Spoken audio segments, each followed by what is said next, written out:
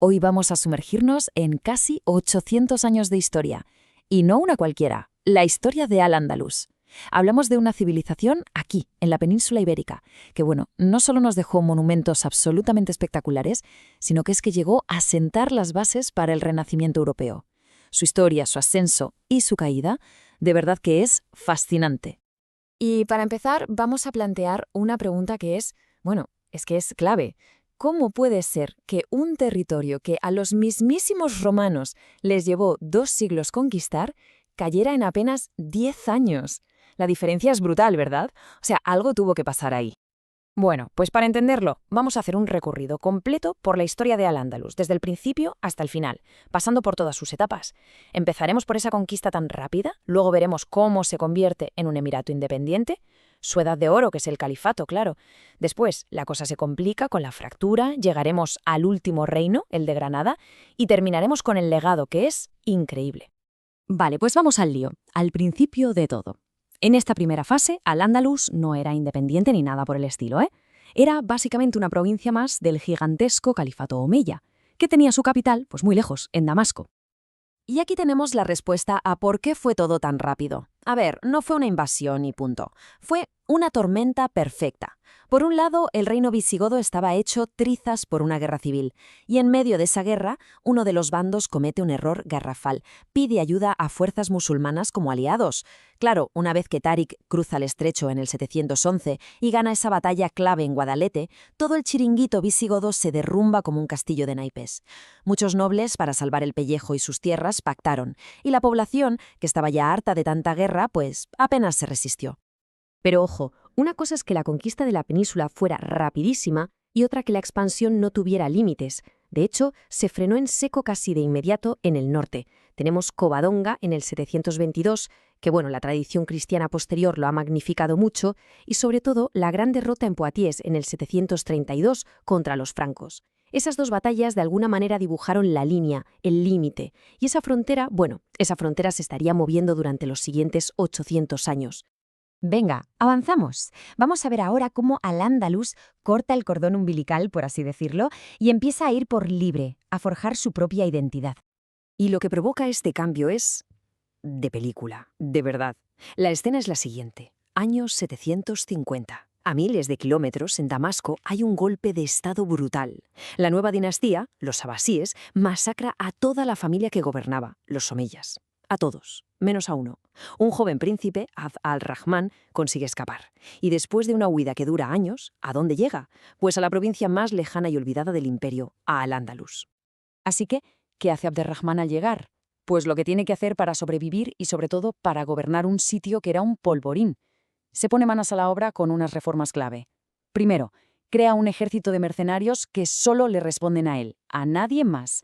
Segundo, concentra todo el poder legislativo y ejecutivo en sus manos. Nombra a jueces de su confianza, organiza una administración.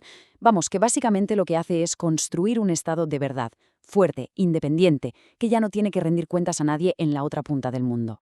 Y con estos cimientos tan sólidos llegamos al momento cumbre, al apogeo total del poder y la influencia de Al-Ándalus. Estamos hablando de un periodo de un esplendor que es difícil de imaginar.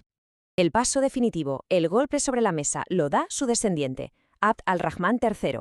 En el año 929 hace algo increíblemente atrevido. Se autoproclama califa, o sea, el líder supremo del mundo islámico, no solo en lo político, sino también en lo religioso. El mensaje no podía ser más claro. Oye, que Al-Ándalus ya no es una provincia que va por su cuenta. Somos un imperio y estamos al mismo nivel que Bagdad. Y para que nos hagamos una idea de lo que significó esto, la fuente es muy clara. Hay una frase que lo resume todo a la perfección. Durante este califato, Al-Ándalus era la nación más rica y poderosa de Occidente. Así, sin más.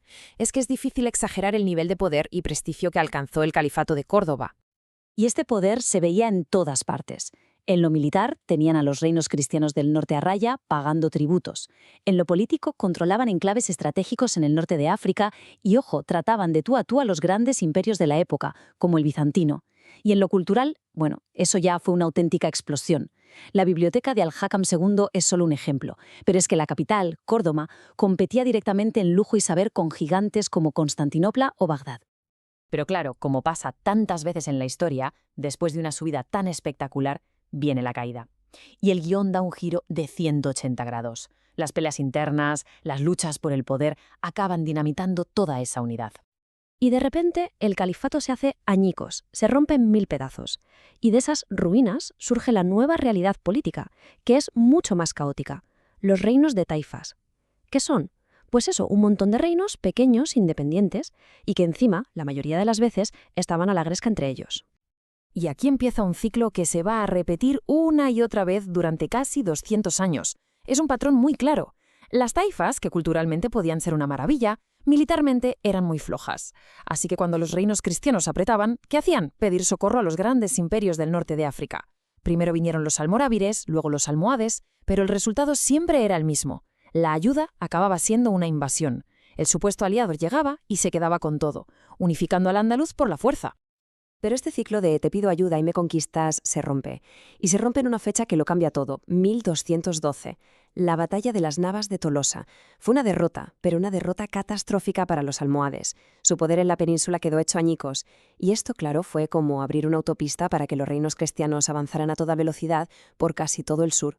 Y con esto llegamos al último acto, al capítulo final de Al-Ándalus. Un capítulo que es sorprendentemente largo y resistente, porque este último reino aguantó contra todo pronóstico otros 250 años. La gran pregunta es, ¿cómo lo hizo? ¿Cómo es posible que este pequeño reino sobreviviera 250 años completamente rodeado? Pues la respuesta es que dieron una auténtica lección de supervivencia. Jugaron todas las cartas que tenían. Por un lado, una diplomacia muy hábil, pagaban tributos a Castilla, eran sus vasallos. Por otro, la geografía, un terreno montañoso, lleno de fortalezas, dificilísimo de conquistar. Además, siempre contaron con apoyo y mercenarios del norte de África. Y quizás lo más importante, eran expertos en aprovechar las crisis y las guerras civiles de los propios castellanos. Y todo esto funcionaba porque por dentro estaban muy unidos, tenían una cultura y una religión muy homogéneas. Pero al final, el equilibrio de poder cambió para siempre. ¿Por qué? Porque Castilla y Aragón se unen con los reyes católicos. Y ya con esa fuerza unificada, la balanza se inclinó del todo. En 1492, Fernando e Isabel conquistaron Granada, y ese fue el punto y final para Al-Ándalus como poder político. Vale, la entidad política de Al-Ándalus desaparece en 1492. Pero, ¿y su influencia? Porque eso es otra historia. Su influencia no desapareció en absoluto. Entonces, ¿con qué nos quedamos de todo esto? Pues a ver, el legado es que es gigantesco. Si hablamos de conocimiento, los sabios de Al-Ándalus no solo rescataron del olvido toda la filosofía y la ciencia de Grecia y Roma, es que la mejoraron y la expandieron. Su trabajo fue una pieza clave para que luego llegara el Renacimiento en Europa. Si hablamos de arquitectura, bueno, sobran las palabras. La mezquita de Córdoba, la Alhambra, son joyas mundiales. Y en lo cultural convirtieron este rincón de Europa en uno de los centros intelectuales más brillantes de toda la Edad Media. De hecho, la fuente lo dice muy claro, el contraste con el nivel científico del mundo cristiano de la época era simplemente abrumador. Y todo esto nos deja con una última reflexión, porque vale, vemos la herencia en la arquitectura, en miles de palabras que usamos cada día, pero la pregunta es, más allá de lo evidente, ¿de qué otras formas esta historia tan larga, de casi 8 siglos de conocimiento, de conflictos, pero también de convivencia, sigue resonando hoy en nuestro mundo actual?